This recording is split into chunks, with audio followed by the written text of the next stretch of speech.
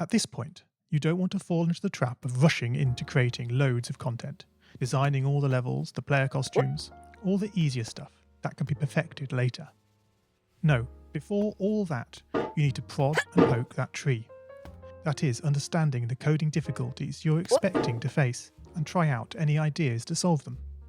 You may not be able to time travel, but at least this way you can get a good idea of how well your project is likely to go, and potentially save yourself a lot of time. This project began life a couple of months ago as 3 simple scripts: the player, hammer, and level. I spent no time on the art, just using ScratchGat and a few rectangles drawn in the sprite editor. The scripts for the player quickly mocked up in a similar fashion to those I teach on my YouTube channel. With the hammer I had to improvise because I'd never done a thing quite like that before, and boy did I prod and poke at those scripts. What I had imagined and the results I was achieving were hard to reconcile. The hammer and the player sprites would get stuck in the walls and ground, shake and jiggle and clip up to the top of the screen. Worst of all, when I tried the bread and butter action of lifting the player up upon the hammer, any tiny movement would throw the player into a crazy up and down motion as if bouncing upon a possessed pogo stick. Things don't always turn out as you want them to, and sometimes it's good to take a break.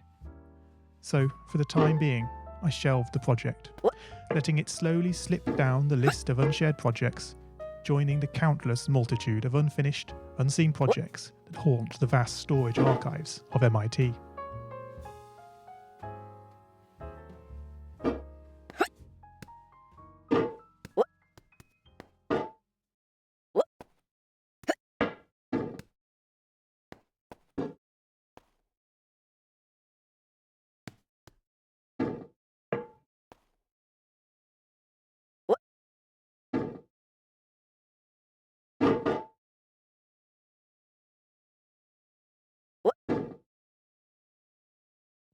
Have you, as you've been playing this game, stopped to wonder how you can balance on a hammer that is held out to one side?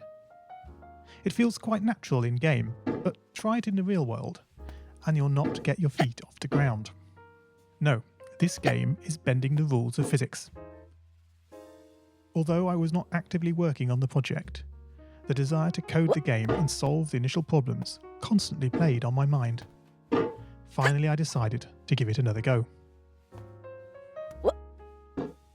Research is a powerful tool. Don't just rely on what you think you know. YouTube can be a great resource for gameplay videos. Being able to pause and rewind the action is invaluable. Did you know that you can step through videos frame by frame using the angled bracket keys?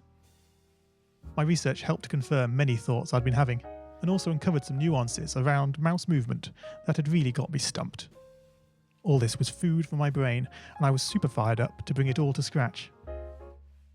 And so, back in Scratch, I completely restructured the player and hammer scripts, bringing the scripts together in a single sprite. This allowed the movement of the 2 objects to be tracked together and to move